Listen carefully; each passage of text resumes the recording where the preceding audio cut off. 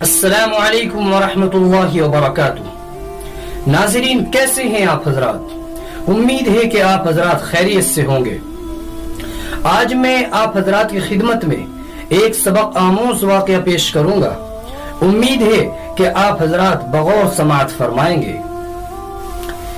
ایک دن ایک بادشاہ نے اپنے 3 وزراء کو دربار میں بلایا اور تینوں کو حکم دیا کہ ایک ایک تھیلا لے کر باغ میں داخل ہو جائے اور میرے لیے بہترین قسم کے مختلف تازہ ترین پھل جمع کرے۔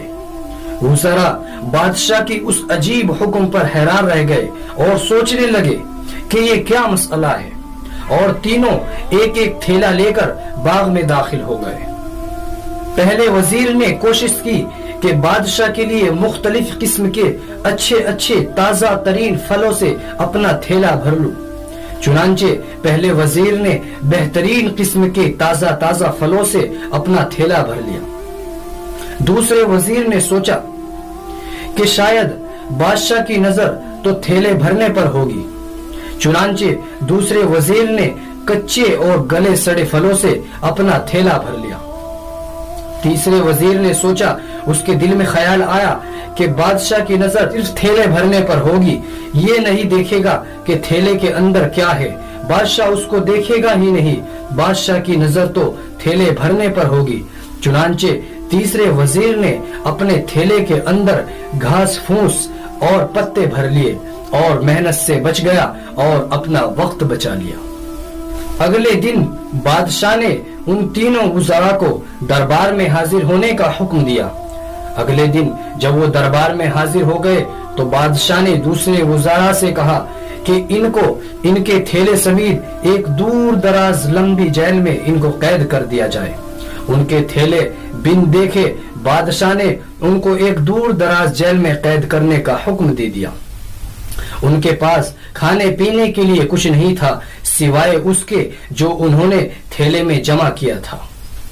پہلا وزیر، جس نے بادشاہ کے لیے مختلف قسم کے اچھے اور تازہ ترین پھل جمع کیے تھے، وہ اپنا انہی پھلوں پر گزارا کرتا اور اس کا 1 ماہ بآسانی گزر گیا۔ اب دوسرا وزیر، جس نے بن دیکھے اپنے تھیلے میں تازہ ترین اور کچے گلے سڑے پھلوں سے اپنا تھیلا بھر لیا تھا، وہ اپنے انہی پھلوں کو کھاتا اور اپنے اچھے پھلوں کو کھاتا، اس کے بعد اپنے گلے سڑے پھلوں پر گزارا کرتا، جس کی وجہ سے اس کو بڑی مشکل پیش آئی اور بعد میں اس کی طبیعت خراب ہو گئی۔ اب تیسرا وزیر، جس نے تھیلے کے اندر گھاس پھوس اور پتے بھرے تھے، اس کے پاس کھانے کے لیے کچھ نہیں تھا، چنانچہ وہ کچھ دن بعد ہی بھوک سے مر گیا، کیونکہ اس کے پاس کھانے کے لیے کچھ نہیں تھا۔ میرے عزیزوں اور ملت اسلامیہ کے درخشندہ ستاروں اور میری عزیز ماؤں بہنوں، اب ذرا آپ غور کر لیجئے کہ آپ اور میں کیا جمع کر رہے ہیں۔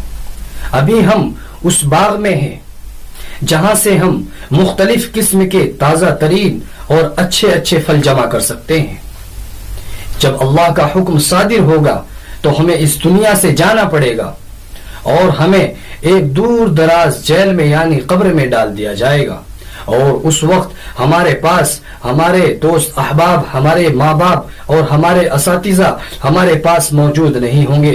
اس وقت ہم اکیلے ہوں گے اور ہمارے پاس وہ تھیلی ہوگی جو ہم نے دنیا میں جمع کی تھی۔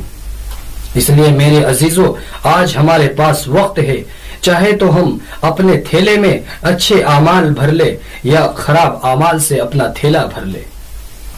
میرے عزیزوں، ایک دن اس دنیا سے جانا ہے اور ایک دن موت کا وقت مقرر ہے، اس لیے ہمیں تھوڑی سی کوشش کر کے اپنے تھیلے میں اچھی چیزیں جمع کرے، تاکہ ہم جب اس دنیا سے جائے تو قبر کے اندر اپنی آسان، بہترین اور راحت کی زندگی وہاں گزار سکے۔ ناظرین، اگر آج آپ کو یہ سبق آموز واقعہ آپ کو بے حد پسند آیا ہو تو آپ اس واقعے کو اپنے دوست احباب سے ضرور شیئر کریں۔